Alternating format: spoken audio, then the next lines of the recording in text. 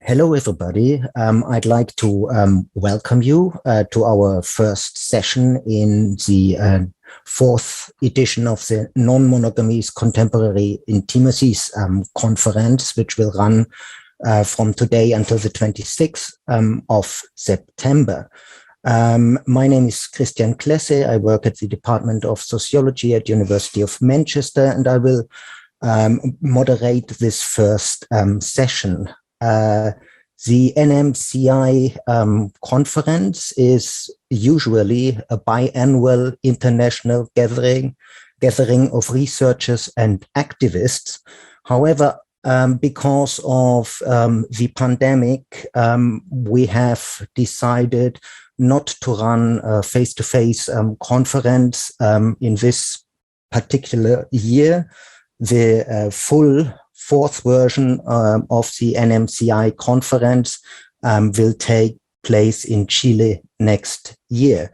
And you will also have an opportunity to meet people of the Chile-based preparation committee on one of our panels in this conference. This particularly online version has been organized by the International Preparation Committee of the Non-Monogamies and Contemporary Intimacies Conference in cooperation with the research group CISC, Contemporary Intimacies, Sexualities and Gender at Manchester Metropolitan University. And the local organizing team included myself and Christine Campbell at St. Mary's University and Daniel Cardoso at Manchester Metropolitan University and Lusophone University in Lisbon.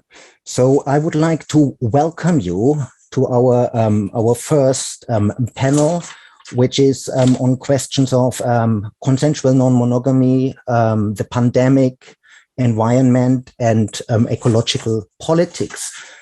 We will have three speakers in this panel, and we have decided to have these three presentations in a row, which means you can expect three 20-minute presentations by researchers who, will explain their individual hold on the issues at stake to you. And we will have at least half of an hour of discussion among all of us later after the presentations have finished.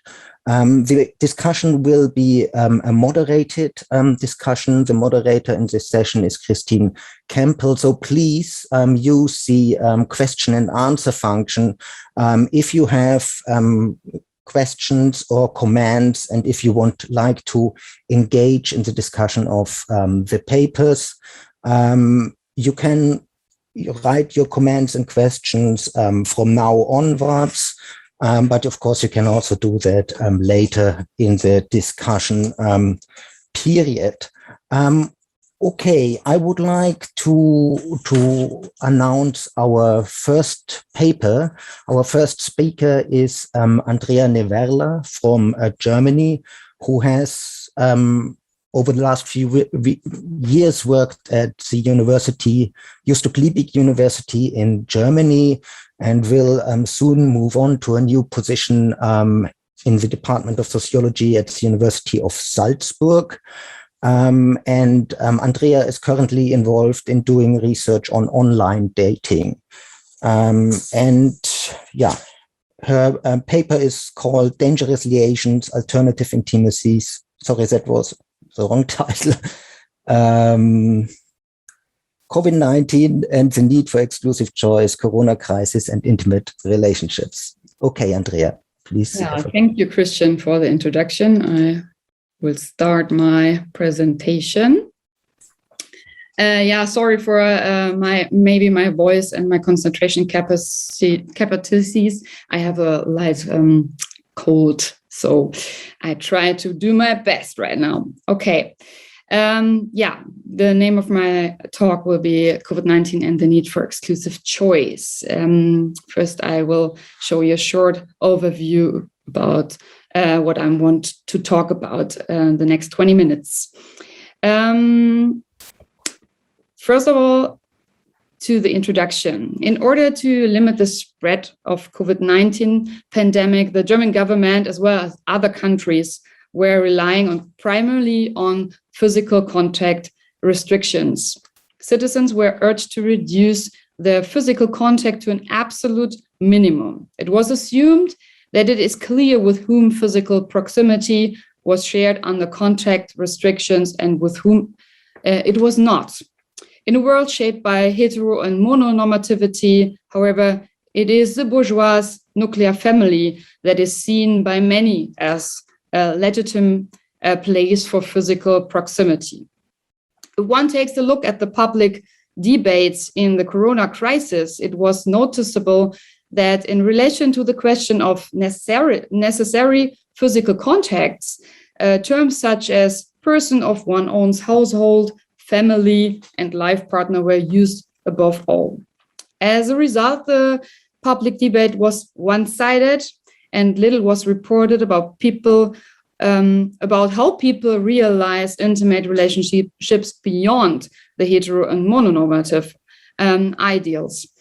This lecture presents first results of a qualitative research I've done last year, which focused on intimacy in the corona crisis context beyond these hetero and mononormative ideals. For this purpose, interviews were conducted with non-monogamous people as well as with singles who are intentionally or unintentionally excluded from committed relationships. The analysis of the empirical data shows that the crisis context created a need for exclusive choice. Shortly, we come to my method part, just a short overview about that. To explore these questions, between July and November 2020, I spoke with 18 people living in urban spaces in Germany and Austria about their experiences and practices of intimacy in the corona crisis context. The sample is composed as follows. My interviews are either in a committed relationship or in not a committed relationship or in more than one committed relationship. They are between 23 and 41 years old. 9 define themselves as male, 8 as female, and 1 as non-binary. They describe themselves as heterosexual, queer, gay, and or bisexual.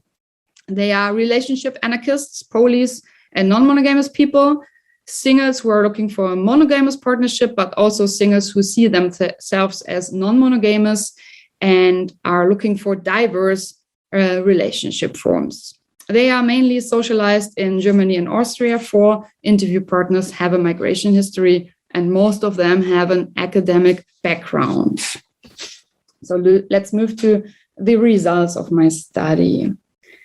First, I want to present my study from poly to mono, temporary mono, I call that.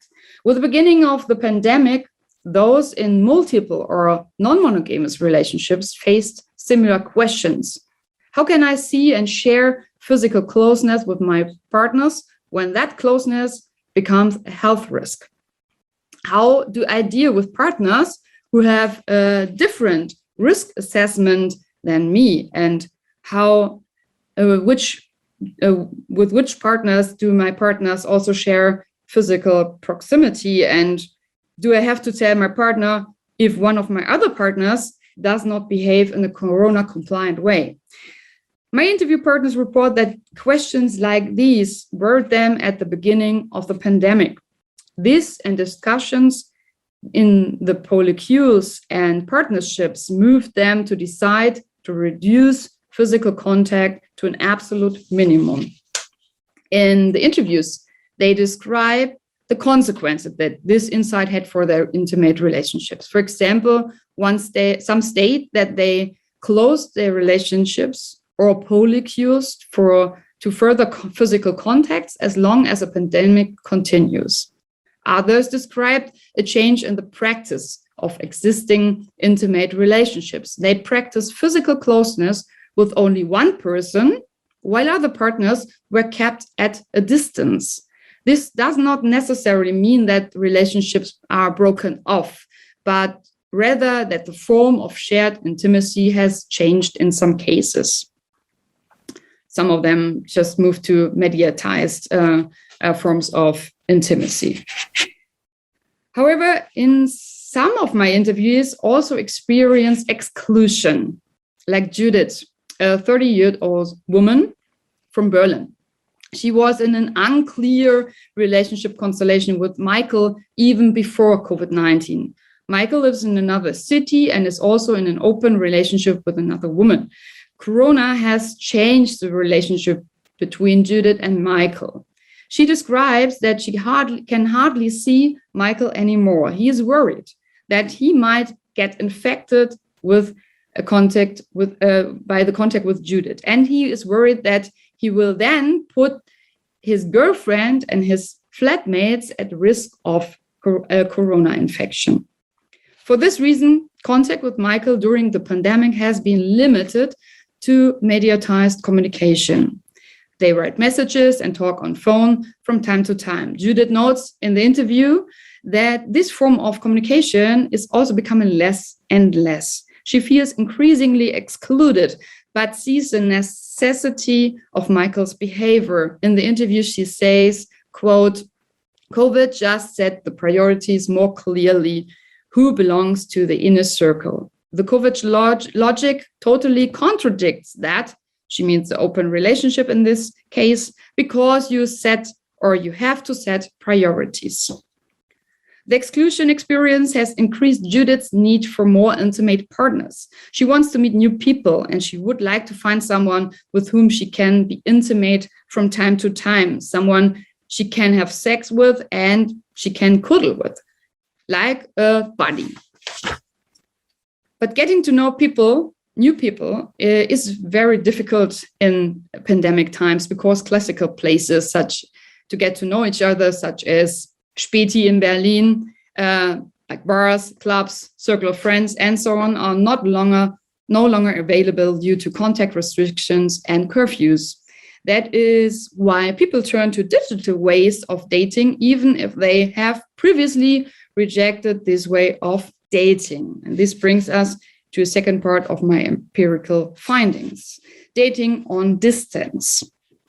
Most dating app users continue to date, and many started to use dating apps in the corona crisis because other places to get to know each other were not accessible, or because of breakups and experiences of exclusion. However, a serious change can be clearly observed. Many of my interviewees reported that diverse and experimental practices, as I observed in the field of digital dating before the pandemic, are not practices in the pandemic. It is rather the case that dating has also become more exclusive. Many of my interview partners continue to date, but on distance. Means like distant walks, but also distance from one to another date, like time distance. And many focus on one person, while parallel dating processes, often practices before the pandemic, are not described. Not everyone regrets these developments. Some even emphasize the relief effect that Corona has on dating. For example, the pressure of finding a romantic partner falls away. Another effect of the pandemic on dating practices described by some interviewees is the pressure to justify themselves. Some feel they have to justify why they continue to physically date people in pandemic times. If the initiation of intimate relationships is characterized by openness, uncertainty, and ambiguity, this is precisely what becomes a problem in the corona crisis context. How can I know in advance whether a person I date will become significant for me or not? In other words, whether this person is a necessary or an unnecessary contact. These questions can be answered differently from different perspectives. Some of my interview partners are confronted with an accusation of hedonism because they continue to pursue their need for physical closeness. This is the case with Maxi, for example. Maxi is polyamorous, 25 years old, and lives alone. Maxi's 3 steady partnerships are long-distance relationships. And because Maxi has not lived in Berlin for long, friendly contacts tend to be minimal. Maxi is looking for an intimate partner in Berlin because Maxi's existing long-distance relationships are sometimes difficult to reach during the pandemic because of curfews and so on. Maxi feels increasingly lonely. This search has provoked mixed reactions from friends. Maxi says often it is, quote, labeled very hedonistic, like one person is not enough for you, end of quote. The concern of others, so the responsibility for infection, what should regret infections, comes to a conflict with the concern for one's emotional well-being, namely the fear of loneliness. This concern is expressed by some of my interviews, especially those who are not in a partnership and or living alone at the time of our interview. They try to counteract the emerging loneliness via dating apps, and many are looking for someone with whom they can share physical proximity constantly. And this leads us to another observable phenomenon in the context of the corona pandemic.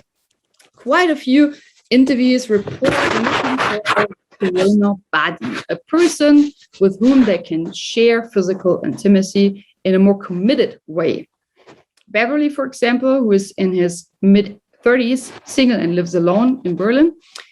In the interview, he tells me that he has not dated since the beginning of the pandemic, but it's very hard, he described, to do without physical contact altogether. For this reason, he has been looking for a person with whom he can have regular physical contact, like Judith searched one as well, and he found one.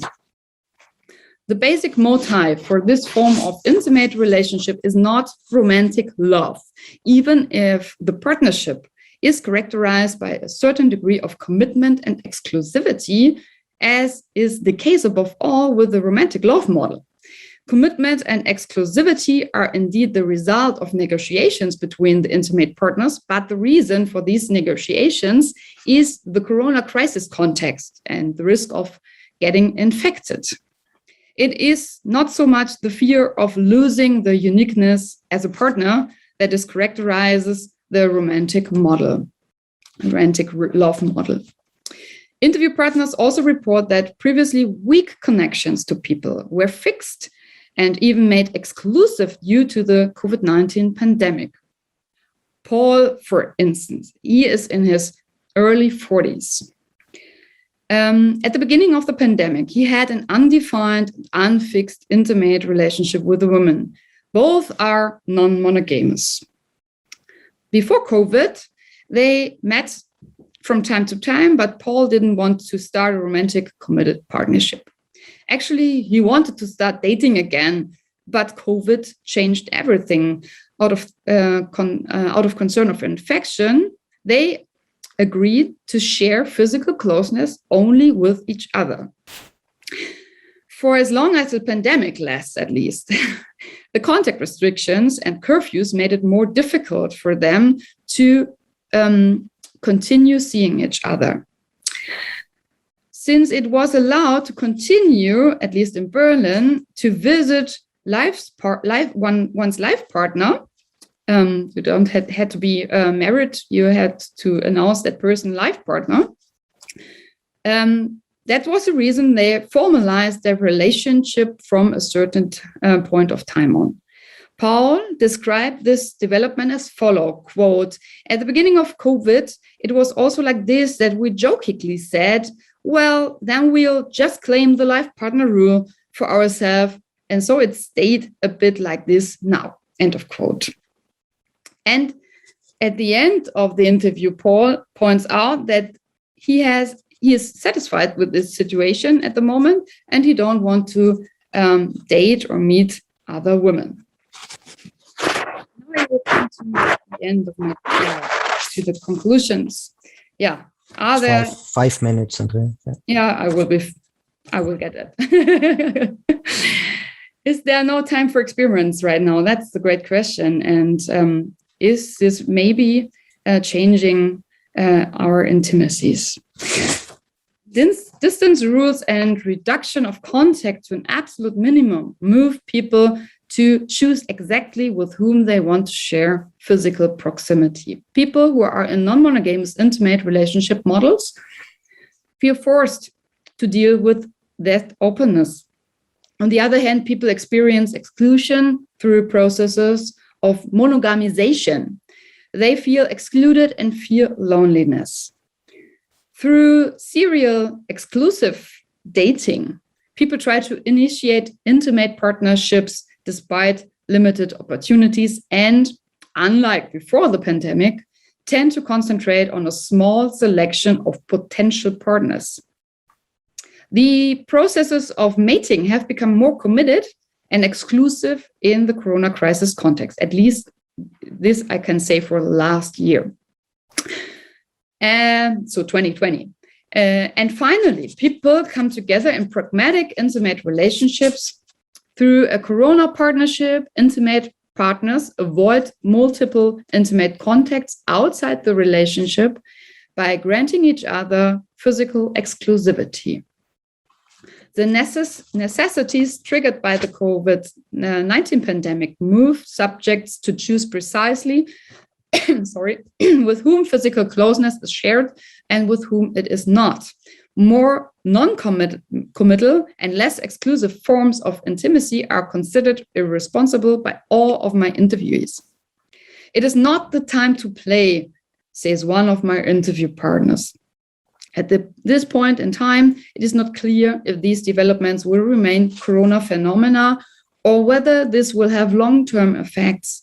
For example, whether people will return to practice that allows for diversity and openness, whether people feel more comfortable in a monogamous relationship model and decide against reopening the relationship, whether people continue to date more serially and exclusively because they had to practice this during the corona pandemic and receive this as less stressful compared to a practice that was characterized by parallel designed dating processes like it was normal before the pandemic.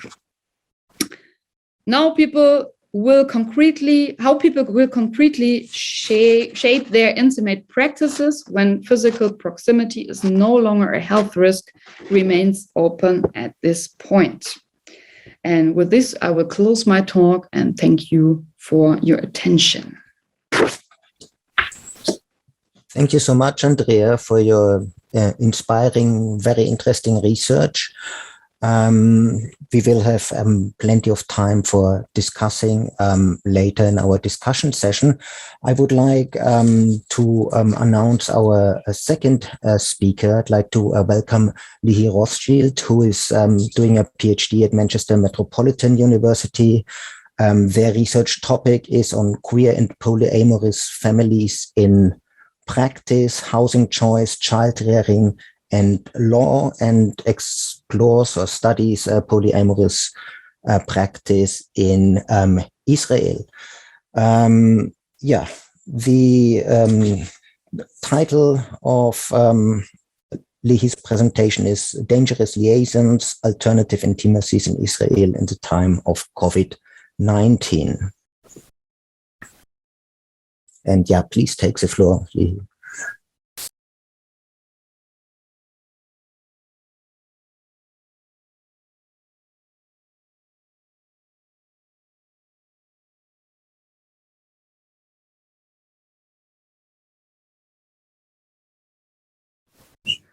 Just a second, I forgot to mute myself. Just tell me that it's working.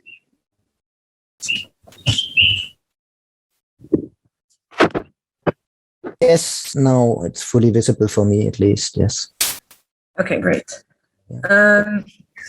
So I want you to look at this image. This is the Israeli Green Pass.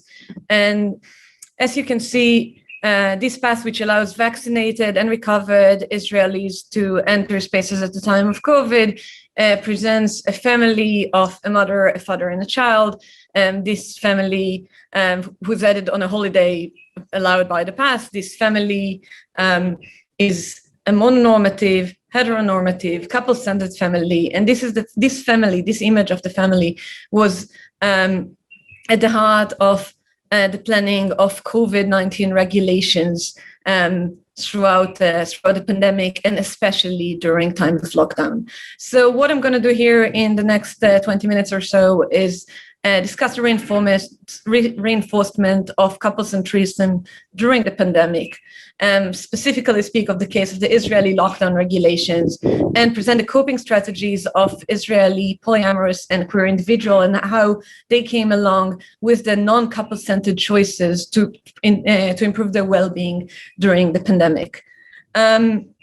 So as we've heard also in Andrea's presentation, as throughout the beginning of the COVID-19 pandemic, political authorities and health professionals in North America, Europe, Israel, and other places around the world called for stay-at-home policy and more specifically stay-at-home sexualities.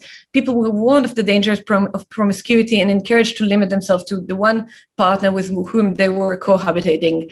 Even the American Psychology Association's 44 Task Force on Consensually Non-Monogamies encouraged polyamorous people to either move and cohabitate with their partners or stop meeting them physically and limit themselves to virtual interactions.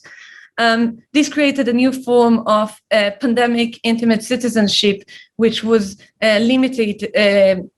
formally limited to cohabitating partnerships and monogamous unions.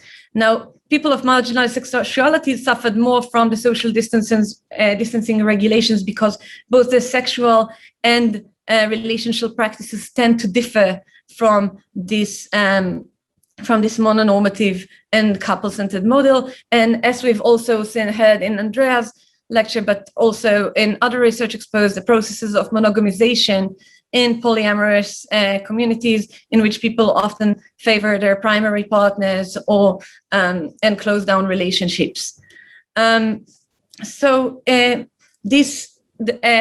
we shall soon see, the case in Israel is different, and finding in this context are somewhat surprising. So Israel went into 3 lockdowns, the first of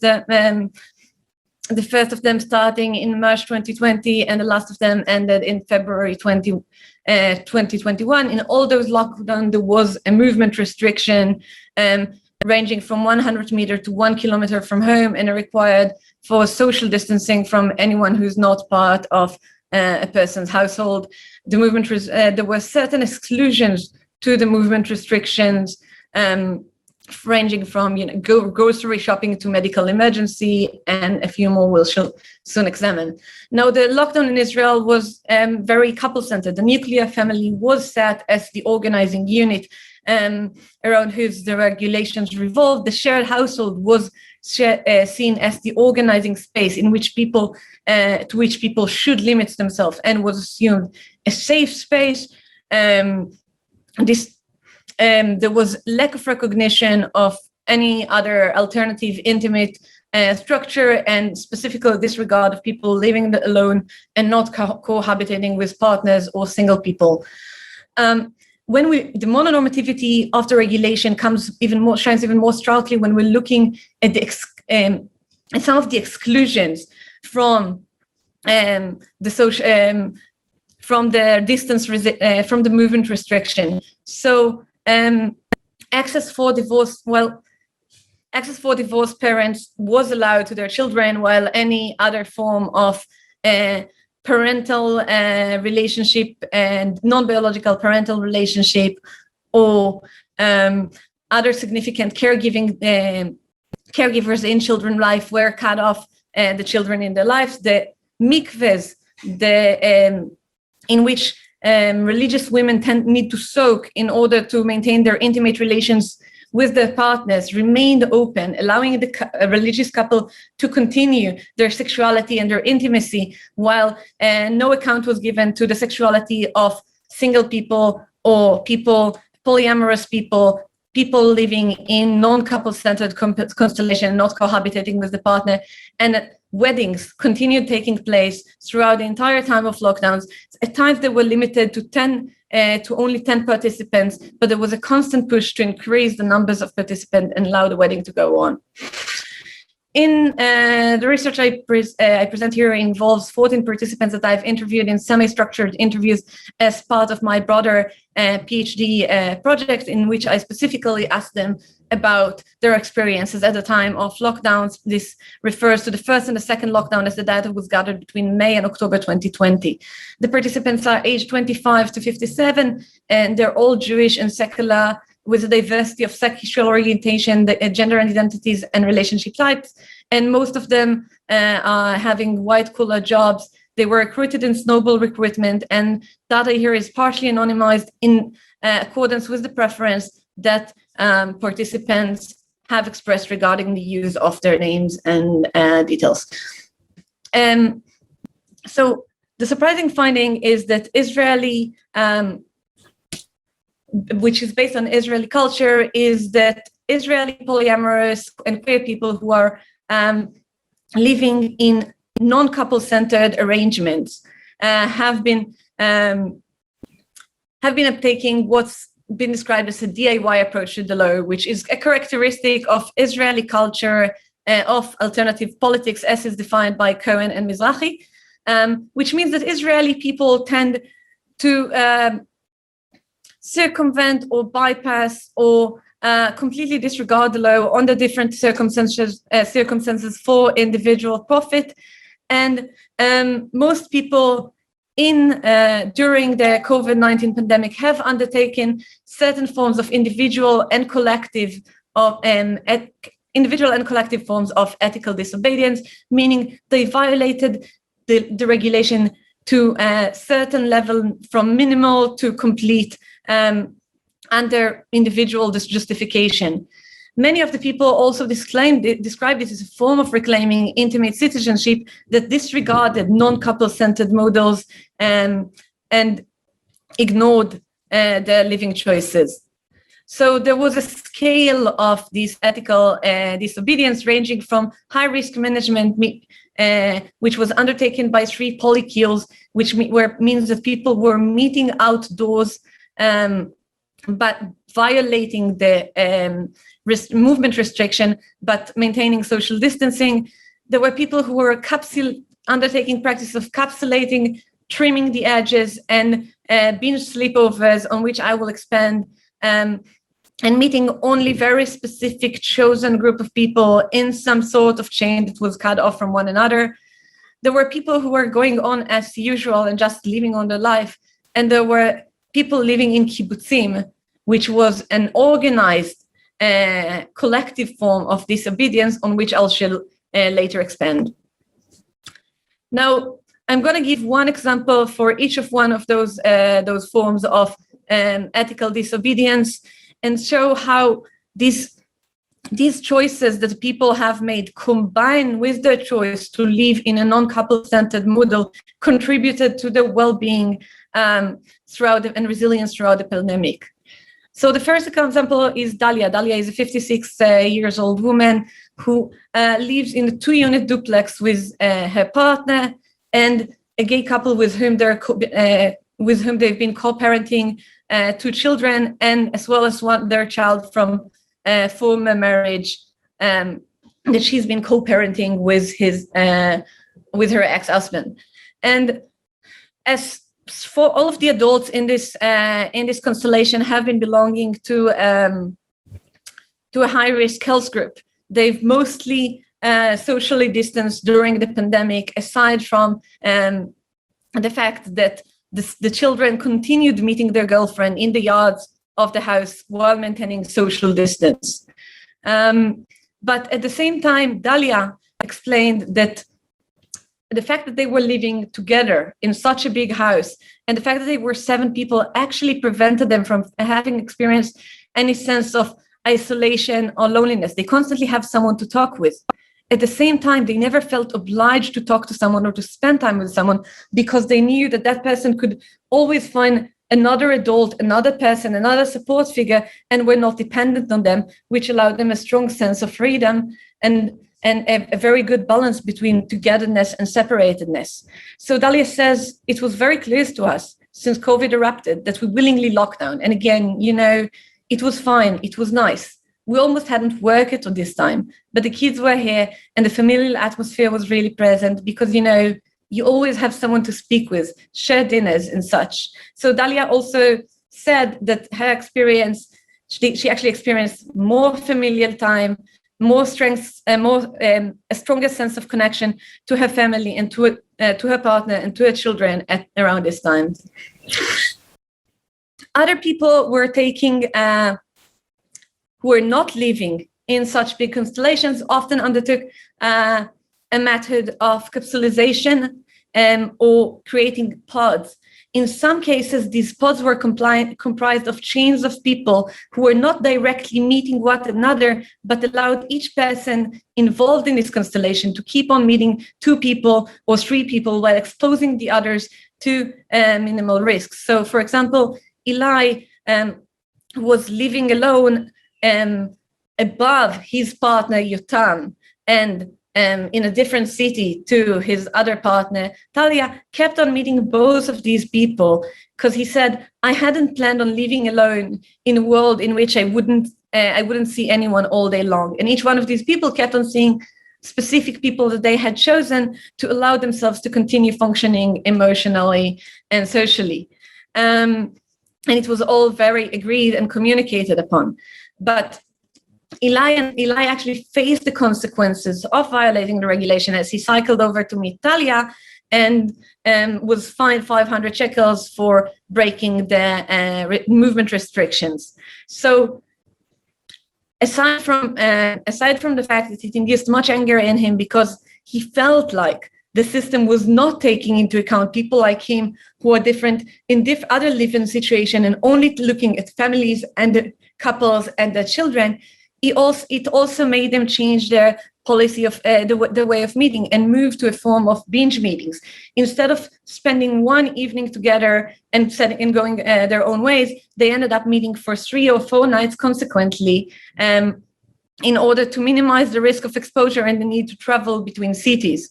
And this caused a very significant change in the relationship. So he says, with Talia, it was very significant because we didn't spend sequential time together before the lockdown.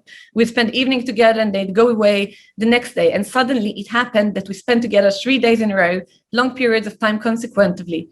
So I wouldn't be exposed to panic over getting a fine.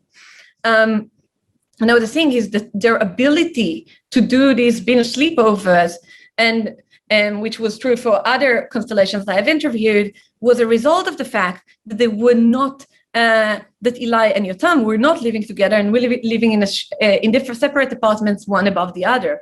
And Eli actually said that the COVID situation made it very clear to him how good it was to live in different apartments. There's an option of being together, it's there, but there's also the option of privacy. So instead of a big house, they have separate apartments. But again, the balance of separatedness and connectedness is what's most important here.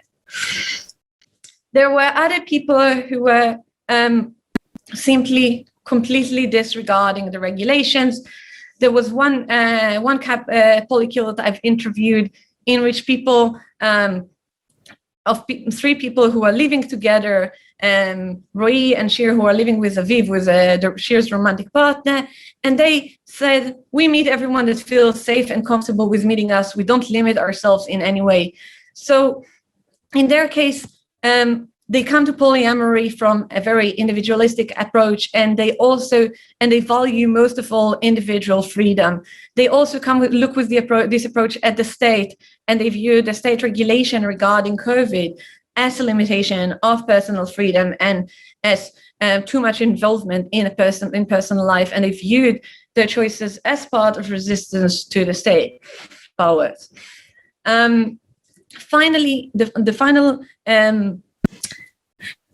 example that I would like to give is related to the kibbutz. Now, the kibbutz is a form of rural gated settlements that were based on collective ideologies that are spread around Israel. And kibbutzim in the past used to be focused on agriculture. Nowadays, many of them are, some of them are focused on education. Many of them have been established and maintained by graduates of youth movement. The kibbutzim, because there are small gated communities in which people have very strong involvement in each other's lives, could close their gates literally at the beginning of the pandemic and prevent or very much limit visitation by external people, and therefore limit exposure, the risk of exposure, and the dangers of the pandemic. So in kibbutzim, in some cases, in the small communities, often comprised of communes of people living together, are organized as encapsulated in order to allow themselves to continue educating the children and continue and to pursue social and educational mechanisms. So I interviewed two constellations from a kibbutz. One, and for example, Ziv, who is a 38-year-old cis man who's co-parenting with Mia and lives as part of a collective in a kibbutz, told me that he kept on meeting the people of his collective in the kibbutz. He kept on meeting them and met the members of his capsule. This collective has continued with him from the movement, from the youth movement. And because they continued organizing a system for the children in which the parents of the collective were involved and constantly caring for different age groups, they felt the pandemic as a very relaxed experience. He had more time with his daughter, but during weekdays it was divided with other members of his collective, and during the weekends she was with her mother, who wasn't part of the collective, so she wasn't with her during the week. The result of that was that for Ziv described the COVID as a blast, as a wonderful time. I live in a kibbutz, I'm part of a community, it was great. It was loads of time with her, referring to his daughter, and loads of time without her, loads of time with myself, a lot of time alone, working out a lot, doing loads of yoga. It was deluxe. Now, this experience of multiple caregivers as allowing to expand this experience of separatedness and connectedness from the adults to the children was described by other people who are practicing co-parenting, not just in a kibbutz, because it's been working both in the bigger scale, but also in the smaller scale, allowing people to have time for themselves and actually experience more time as a couple and more time with the children, and view this as a positive experience and not as an obligation and a source of stress and pressure, as many parents have described throughout the pandemic. So 3 or 2 minutes, if you're cool. fine with it. I'm just concluding. Okay. So during the pandemic, people in Israel who are living in non-couple-centered constellation, whether they're queer or polyamorous, have undertaken various forms of ethical civil disobedience. These forms were thought through and decided upon after risk assessment and confrontation with limiting state regulation that have not taken these constellations into account. It should be considered that the choices of the people described here have been unable to them due to their privileges in terms of class and in terms of spatial arrangements. And these people experience COVID as the COVID lockdown as experiences that allow them more time as a couple with the children and as a family. But their experience of balance of separatedness and connectedness is an experience that characterizes polyamorous relationship which are not couple-centered, as been shown by Elizabeth Sheff, not just at the time of COVID. This experience of more people could communicate, choice instead of obligation in terms of spending time together, and multiple caregiver contribute to the resilience and the well-being of these people throughout the pandemic. Thank you. Yeah, thank you so much, Leehee, for your exciting paper, your exciting analysis. And yeah, collectively, we move on to our third paper, and I'm very happy to welcome and introduce Jamie Hakim. Jamie is a lecturer in culture, media, and the creative industries at King's College, and has published a book called Work That Body, Male Bodies in Digital Culture, 2019. He's also co-author of the Care Manifesto as part of the Care collective, and is currently working on 2 research council funded projects on involving gay men's and bisexual men's intimacies. And yeah, this paper is titled Promiscuous Care and Pandemic Intimacies among Gay and Bisexual Men. And please take the stage, Jamie.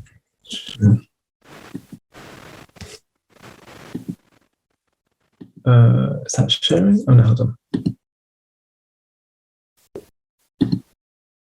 Okay, can you see that? Okay, great. Yeah, all there. Yeah. Okay, so good morning, everyone. As Kristen just said, my name is Jamie Hakim, and I'm a lecturer at King's College. Today, I'm here to talk to you about promiscuity, how it was articulated as part of debates on the politics of gay sex during the 1980s AIDS crisis in the US, and to make the case for both its analytical and political value in thinking through questions of care and intimacy during what we might call the coronavirus conjuncture. In so doing, I'll be bringing together 2 different bodies of work. The first is thinking I've done as part of the Care Collective, and that was published in our book, The Care Manifesto, The Politics of Interdependence. The second is part of an ESRC-funded project that I'm just finishing called Digital Intimacies, How Queer Men Use Their Smartphones to Negotiate Their Cultures of Intimacy. In both, questions of promiscuity, non-monogamy were central, and in different ways offered paths out of contemporary political crisis.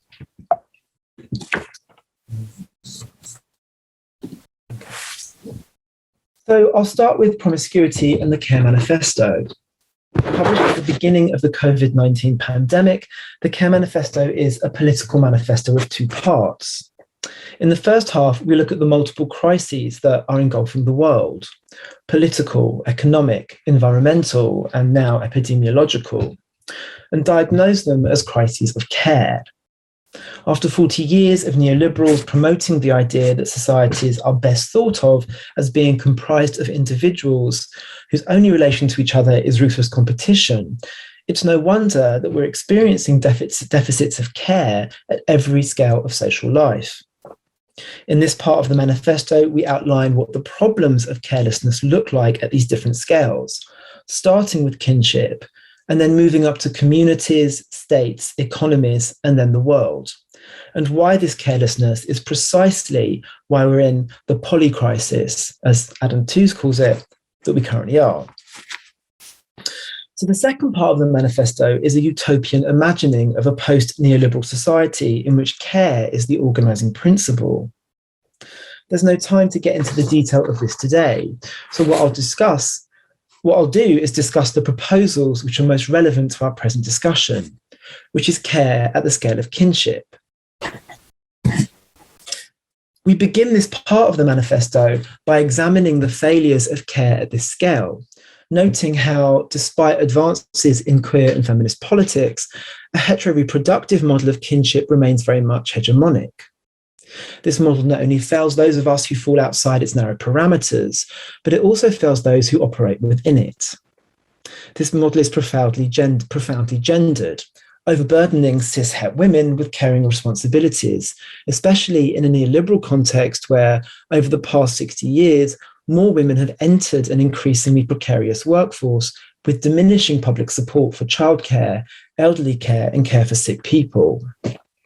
All the evidence shows that working women still shoulder the majority of caring responsibilities in the private sphere.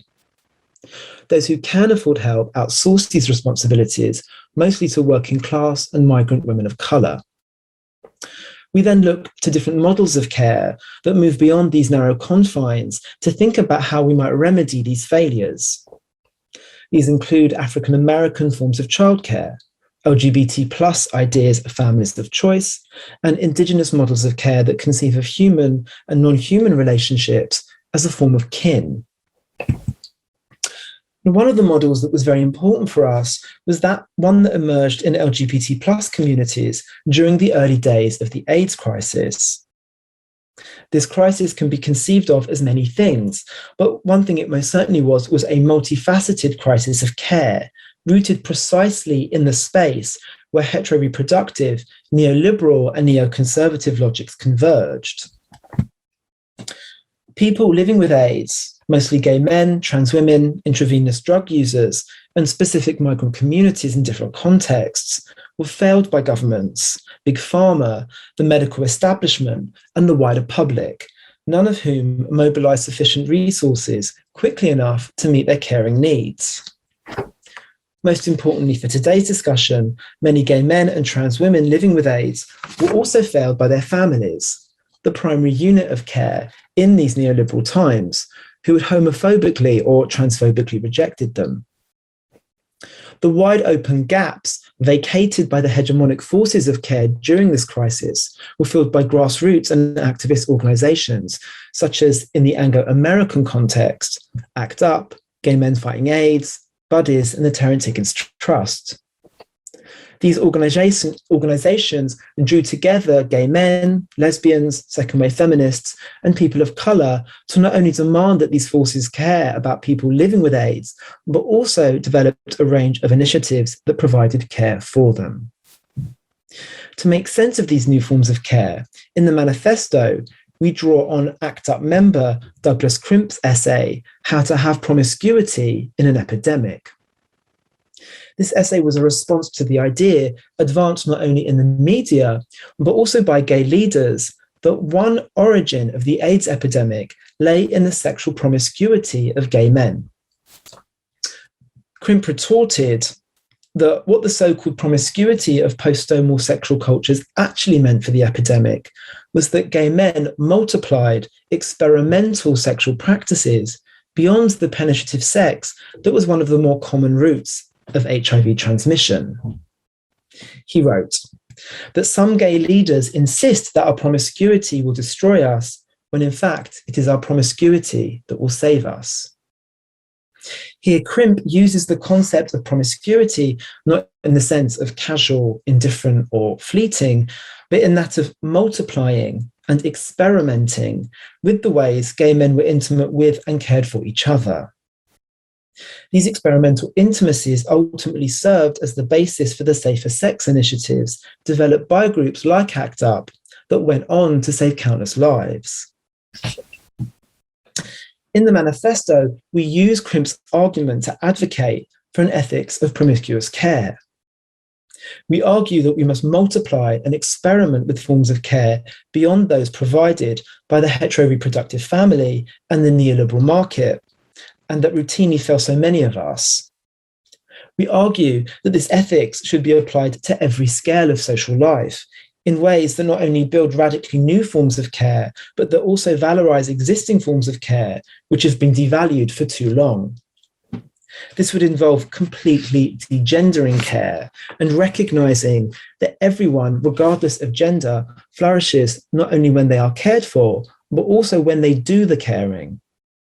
It would involve rolling back the private sector and both expanding the post-war welfare state and replacing its preoccupation with the breadwinner and his family with a multiplicity of relationship forms most relevant to everyone who is entitled to welfare provision.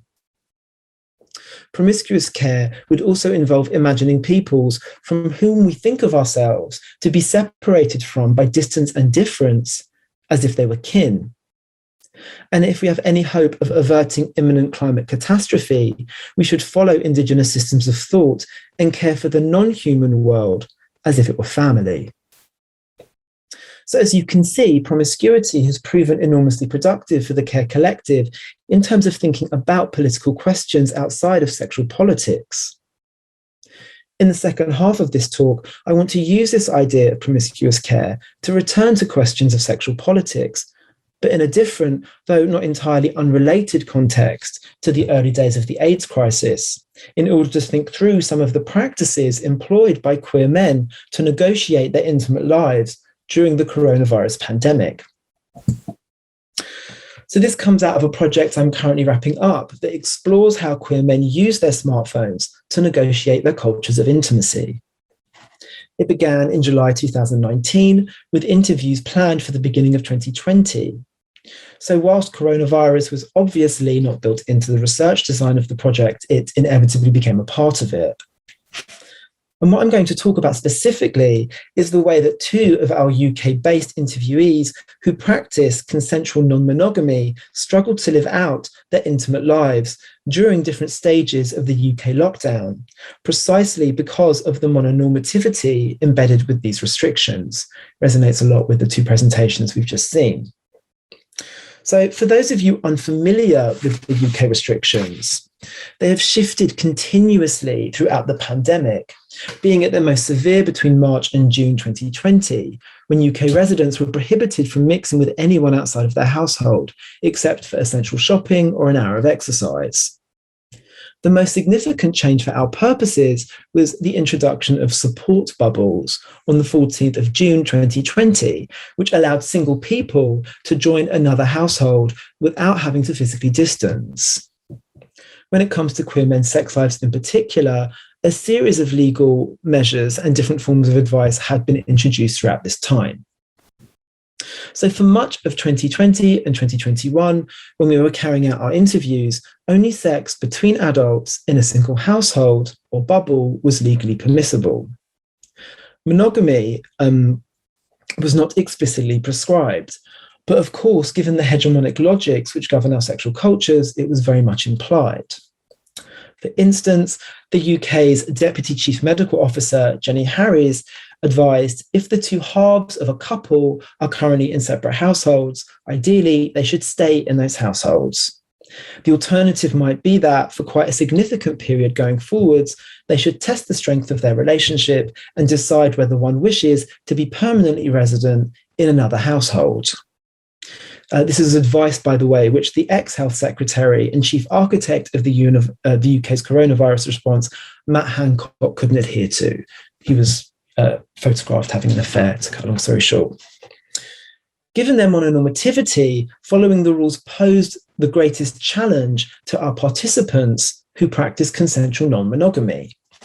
So take Jacob. Jacob is a 36-year-old trans man living in Scotland. Identifying as queer, Jacob explained that the people that I surround myself with are mostly queer and mostly kind of relatively polyamorous or polysexual. Jacob followed the lockdown restrictions and therefore found it very difficult to negotiate a sex life during this period.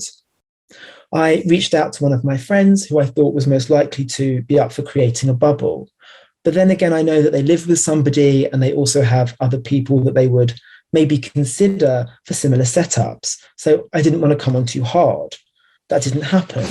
So obviously that eliminated that person from the list, and I didn't really see any other people that I would either want to or they would be in a position to. As a result, Jacob described himself as touch-starved during the pandemic, which led to his, in quotes, mental health being, kind of up and down throughout this whole thing. As someone who claimed to adhere to the restrictions, Jacob was actually a minority amongst the 43 people we've interviewed.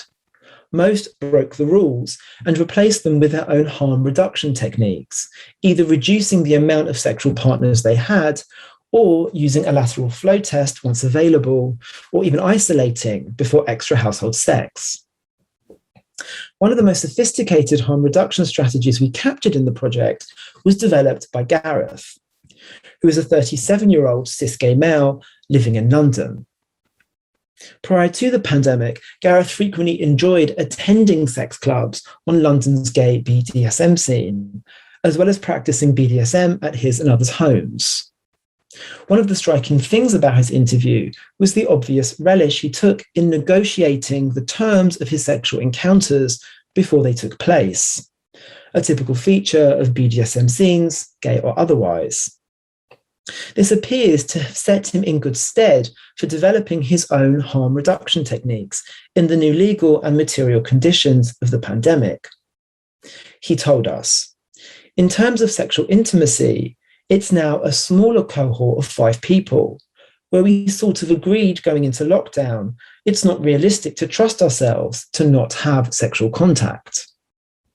That's going to be a massive challenge. There was a level of contract with them all of, do we buddy up? Or I think bubbles were discussed at one point. Look, this is probably against the rules. In fact, I think it's unequivocally against the rules to have more than one buddy. But we have different desires that we satisfy. At the moment, there are 5 different individuals, and we still continue to play sexually. We all contracted that means we have very limited other playmates, and we do this under the guise that we avoid shops, we avoid public transport, etc. So, drawing on techniques Gareth has developed as part of participation in gay BDSM cultures, he finds a way of practicing non-monogamy, despite the government lockdown restrictions. These techniques might have broken the law, but they were developed in a highly sophisticated, complex, and clearly ethical way that not only had the health of Gareth and his buddies in mind, but also the wider publics they would otherwise have to interact with. Later on in the interview, Gareth contested the fact that lockdown regulations were effective at stopping COVID-19 transmission, noting the current rules being if there's a till or a co-worker or a teacher around, you're safe. He says, we don't subscribe to it. Subsequently, he and the other men with whom he continued to share intimacy continuously negotiated and renegotiated their own arrangement, informed by the principles of, again, a quote, we don't want to catch it, we don't want to have time off work, and we, don't want to die. We don't want to spread it to other people. This collectively negotiated arrangement enabled Gareth and his buddies to continue to pursue some version of the non-normative form of intimacy they desired through the pandemic, and offered a much more agile and reflexive model of approaching sex and intimacy than the UK government's lockdown legislation and related advice. So to conclude, can we call the form of intimacy that Gareth and his buddies practiced a form of promiscuous care? I believe we can. There's a literal sense in which we might see this form of intimacy as promiscuous in that it involved more than 2 people, although there was a strong sense of fidelity maintained by a contract, however informal. I think we can also see this as a form of promiscuous care in its more Crimpian sense, in that the arrangement represents a multiplication and an experimentation of relational forms, not only for Gareth and his friends. It was an experiment for them to reduce their sexual partners to 4 people, but also in regards to the culture at large. Their arrangement clearly departs from relational forms that were hegemonically sanctioned before or during the pandemic. The major challenge to seeing this arrangement as an expression of promiscuous care comes from understanding sex and intimacy as forms of care. Though I imagine this audience would be open to this interpretation, it's not an association that's often made. Certainly, when our participants were asked what intimacy meant to them, care was not part of their definitions. Nevertheless, there is precedent for this connection within the theoretical traditions that both projects that I'm talking about today are rooted in. In Digital Intimacies, we use Lauren Ballant's definition of intimacy as connections we depend on for living. In the Care Manifesto, we define care as a social capacity, an activity involving the nurturing of all that is necessary for the welfare and flourishing of human and non-human life. It's very clear that when our previous interviewee, Jacob, is unable to engage in the connections he depended on for living, his life did anything but flourish. He was, in his words, touch-starved in ways that posed real challenges to his mental health. So I do think we can call the inventive and ethically reflexive form of intimacy that Gareth experimented with during the pandemic a form of promiscuous care. I also think it was yet another failure of the government's ability to care during the pandemic to legislate against all forms of sexual intimacy outside of household-based monogamy. And just like Douglas Crimp during another epidemic and Gareth during this one, I believe there's a real ethical and political value to thinking and acting promiscuously, both in and outside of our intimate lives, if we are interested in, as we are in the Care Manifesto, nurturing all that is necessary for the welfare and flourishing of human and non-human life. Thank you. Thank you so much, Jamie, for your critical discussion and reflection of care in the context of the pandemic and gay men's and bisexual men's lives. Thank you so much to the three of you. It was a wonderful collective panel presentation, and we move into the kind of, last part of our sessions. So we've got around 25 minutes to discuss these papers among, the panelists, but also with the wider public. And I would like to invite all of you to use the question and answer function to type your comments and your questions in the Q&A function at the bottom of your Zoom platform. And I will try to pick them up, and with the help of Chris, if it's getting very busy. So far, I have 2 questions which have come up in the course of these presentations, and I would like to start that period by inviting the panelists to respond to these questions. So we have, I will also, while reading out these questions or by summarizing these questions, I will also refer to the name the kind of used by the person to engage in the discussion. My apologies if I get the pronunciation wrong. The first question comes from Jos Horsten, and I understand it refers to Andrea's presentation, or at least it's a presentation which touches upon politics and policies in Germany. Can one formally announce more than one person as a life partner in Germany? How does it work? What are the consequences? So, I can answer to that question. Sorry. That was it was not really clear, like from the German government, especially from the Berlin government, what life partner means exactly, and if you can have more than one. My interviewees interpreted this differently. Some said, I interpret this as a non-monogamous person, that I have 3 life partners and I will visit them at home and they can visit me as well. Others interpreted this different, like the example I catched up from Paul. I think the reason for argument with the life partner rule was more that the person he engaged with, the woman, was very afraid of getting infected by COVID-19. So her risk of getting infected, or her risk feeling, was even much more higher than the afraidness of Paul. And I don't know if there was any strict rule how many. I mean, in the law, it was not really recommended how many people you can have as life partner. But in a world of heteronormativity, I think a lot of people thought it is just one. But as I said, some of my interview partners who are in polycues interpreted this for them different. Thank you for answering this question. I was just wondering whether it would make sense to bring in the other panelists on that question. At least, we're an international panel, and, virtually all of you critiqued one way or the other the kind of conceptual frameworks used by governments, national governments, in sort of formulating regulations during lockdowns. In the UK, there was this kind of bubble construct.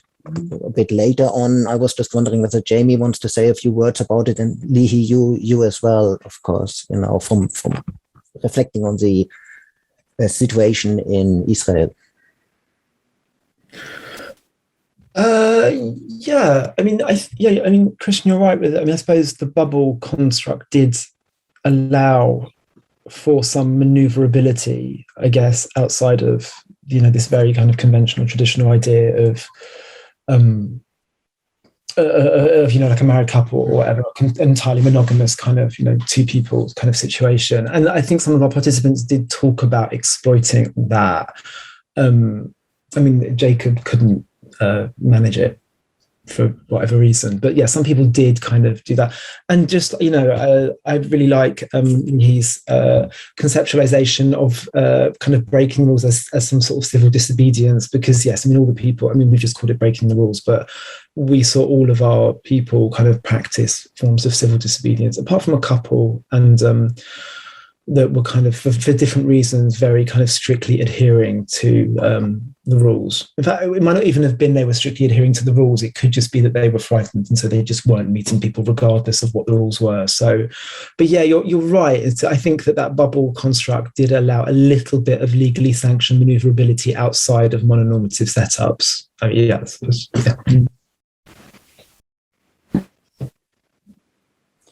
Leehee, do you want to come in on that question?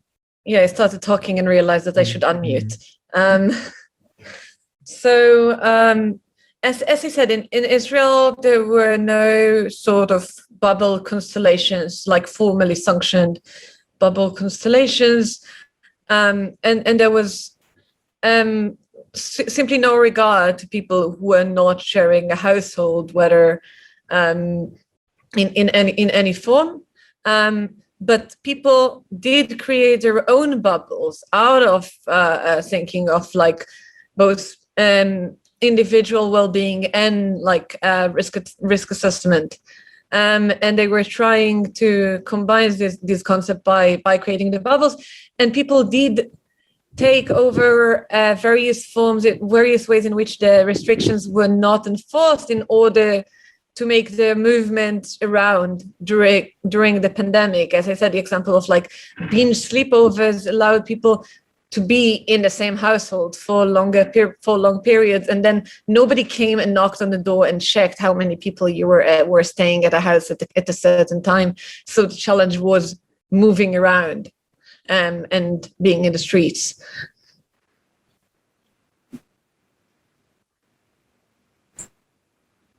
Okay, yeah, thank you for adding that. I don't know whether anybody from the panelists want to add another point to that kind of discussion, a further thought. Otherwise, it takes the next question. Is that okay? Yeah, okay. I've got one question here from Siobhan Taps, which refers to all panelists. Do any of the panelists want to comment on the effect of losing group intimacy, sex-positive spaces? I noticed a big difference between those who had lost something fundamental to their healing well-being and those who didn't mind losing these spaces as they were just a bit of fun. Mm-hmm. Yes, I mean, yes, that's something that came up a lot in the people that we spoke to. In the project, we're kind of deliberately defining intimacy. We're using the Laurent Ballant definition. So we're not only interested in kind of sexual relations, but we ask our participants what intimacy means to them. And so there were lots and lots of ways that collective forms of intimacy, the loss of collective forms of intimacy, caused, well, people describe being kind of traumatically affected. And so, yes, that is the case when it just comes to more of the commercial kind of London gay scene, although, as I understand it, open air cruising grounds were busier, because, as I presume, as a result. But people talked about nightlife being closed. People talked about nightclubs being very important for queer young people, particularly. Somebody specifically talked about the intimacy of a night out and how much they were missing that.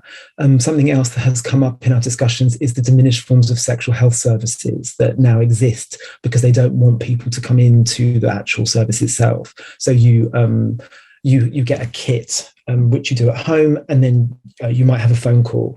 And so that sort of space and the possibility of getting a diagnosis of any sort of STI is now complete. I mean, those were intimate spaces in their own kind of way too, and those are also completely diminished. And so that was a really important theme in our project, is precisely that these collective spaces, these group spaces, which people absolutely depended on for living,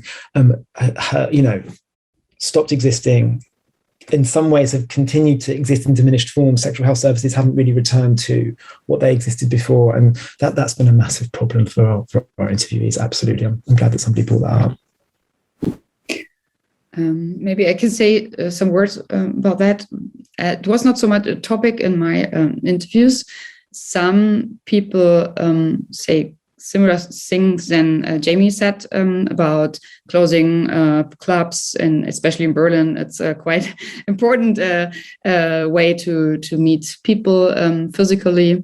Some said not recorded, and this is quite interesting because I'm not sure why they don't want to say about or talk about sex parties, for example, when I record.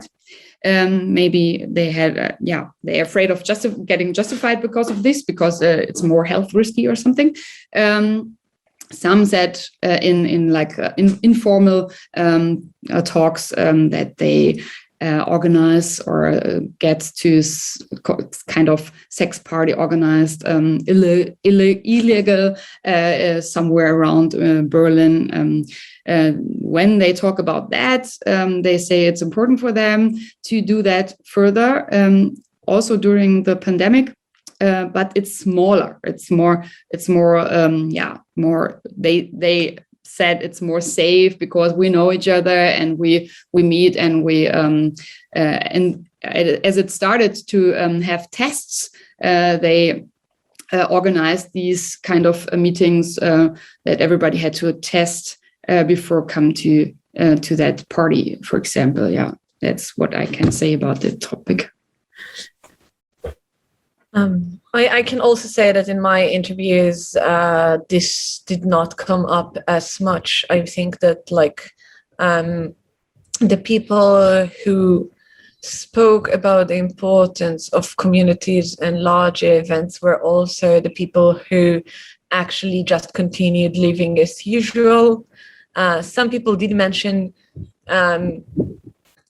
missing out on one night stands, but everybody aside from that couple that stopped having those and didn't see a possibility of incorporating one night stand with any form of harm reduction, and generally the aspect of community was very important in the kibbutzim, where the communal aspect was maintained and pretty much disregarded in the other interviews, aside from those who kept on as they usually did.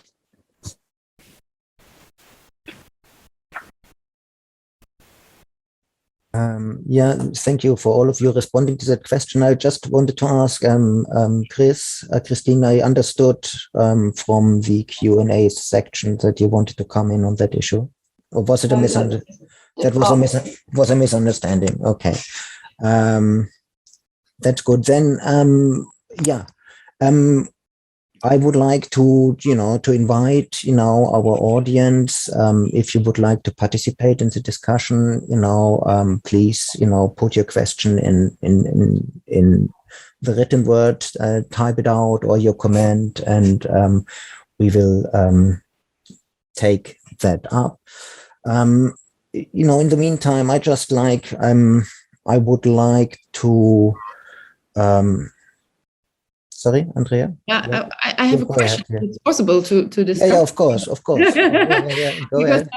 As Leehee also recommended to a study of Barbara Rothmüller, she had got the quite same results than I have in my study. And I was wondering, I talked about that topic as well with her, if we are or we have a rollback right now, what we can observe in the field of intimacies. But I was a bit, it was interesting that you both others, like Jamie and Leehee, brought up more positive effects of the pandemic. And and it's nice to have this other perspectives on the pandemic and also other results. And I don't know if you others also found effects of rollback in your interviews and your study,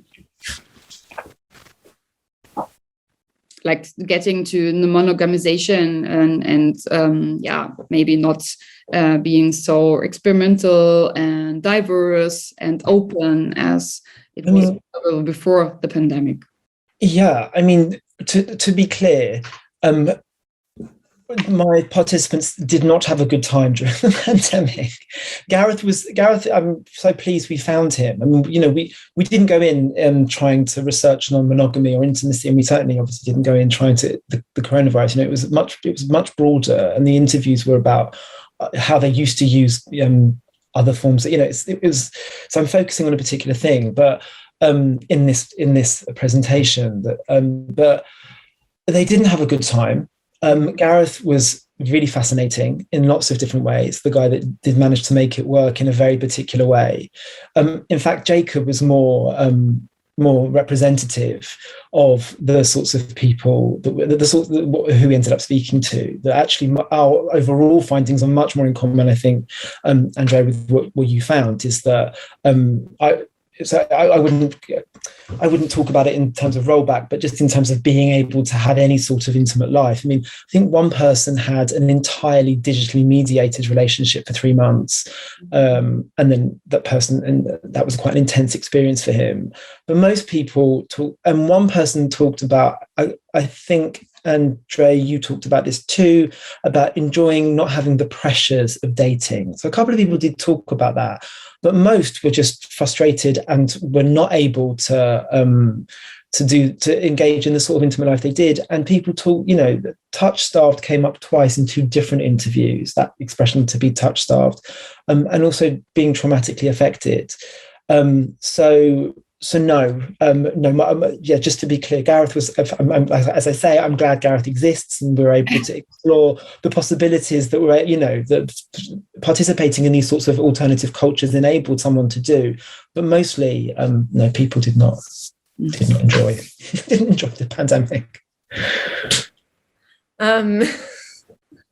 I'll follow up on that and say that I think that the people who are saying that they had a good time are speaking about it relatively, compared with the experiences projected on social media of people suffering, of people being overcrowded, of people having trouble with their partners or with their children. They had a positive experience of spending time together, of being with each other, and of the support network that they have constructed for themselves.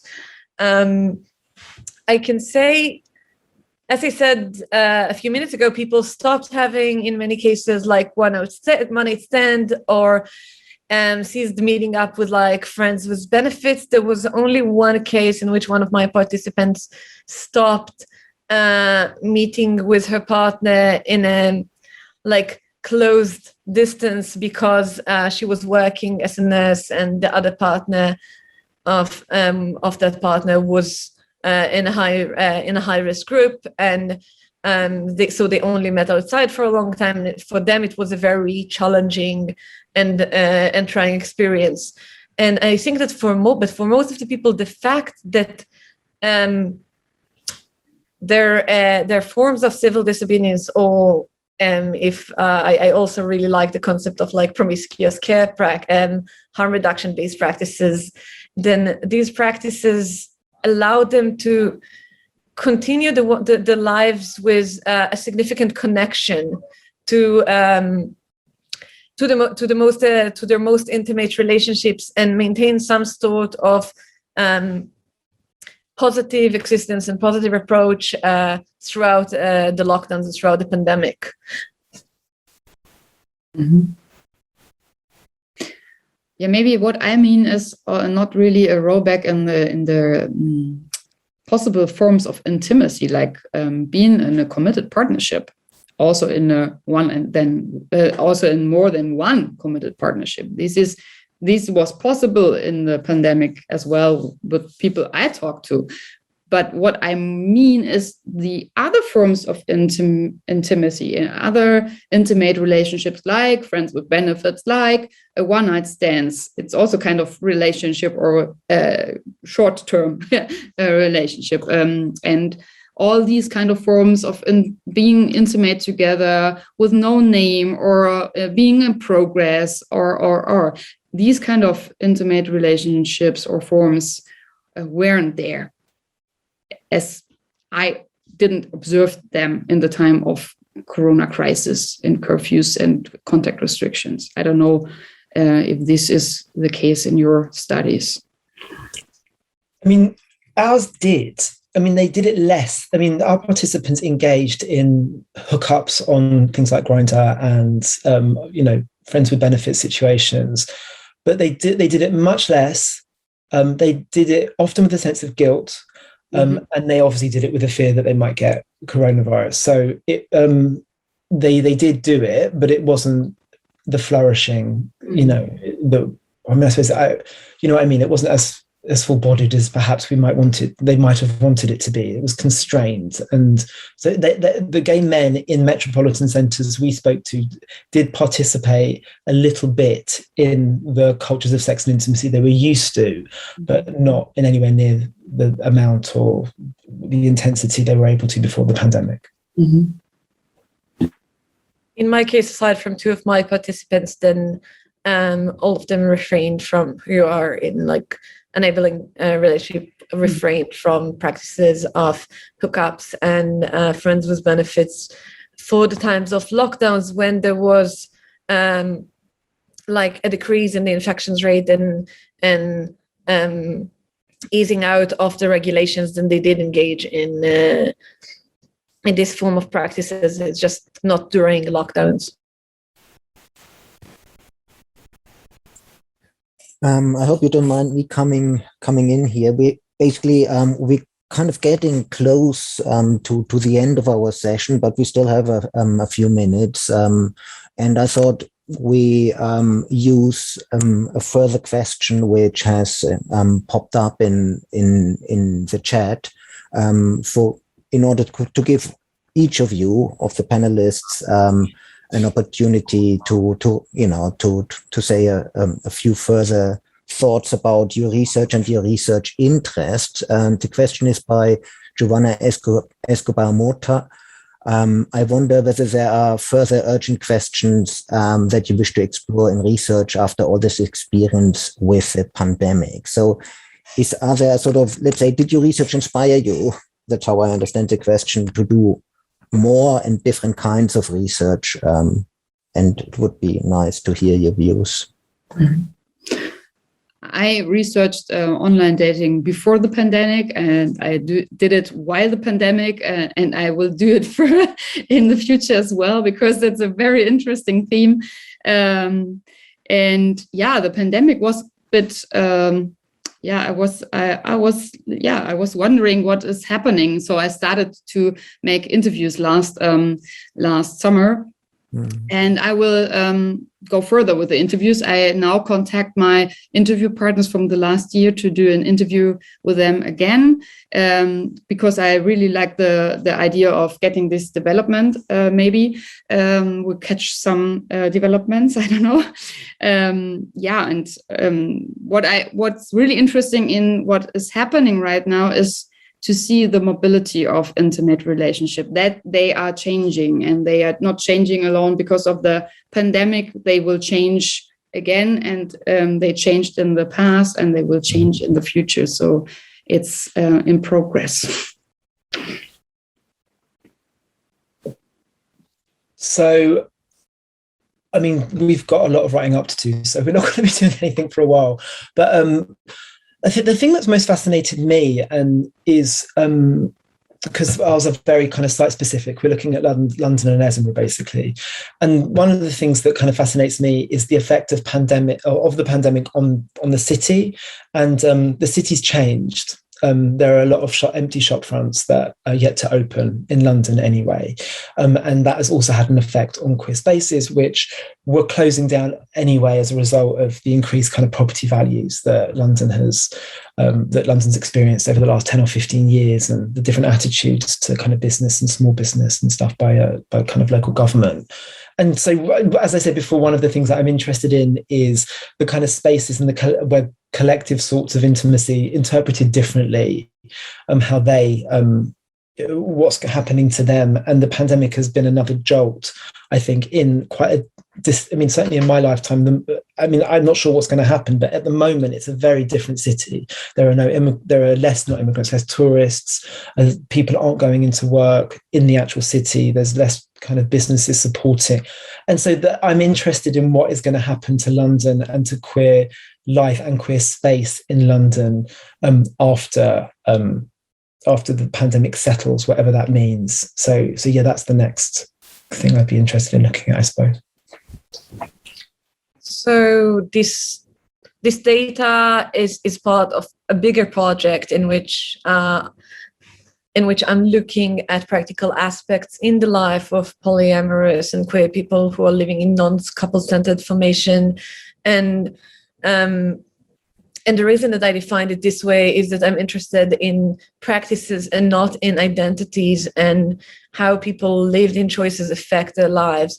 And I'm looking at the living arrangements and their childcare practices and the legal arrangements, not just at the time of COVID. And I'm curious as to both how would responses right now, after a year and a half pandemic and another lockdown and another wave with the Delta variant, would look compared to the way people spoke more earlier during the pandemic. And I would also be very interested in examining these coping mechanisms on a bigger scale and with bigger numbers, and to see how they actually reflect bigger experiences of bigger groups throughout the pandemic. And I think that specific attention should be given to the kibbutzim as a unit that allows for non-mononormative cultures to exist and flourish, not always defined as such and not always structured as polyamorous or even queer, but structured as part of a collective movement. Thank you so much. I would like to thank, all of you for very inspiring, interesting, rich papers. And I'd like to thank the audience who attended our sessions. Please, come in again later today for our panel at 14:30 on decentering whiteness, decolonial and anti-racist perspectives. And I'd like to say goodbye to everybody. See you later. Bye.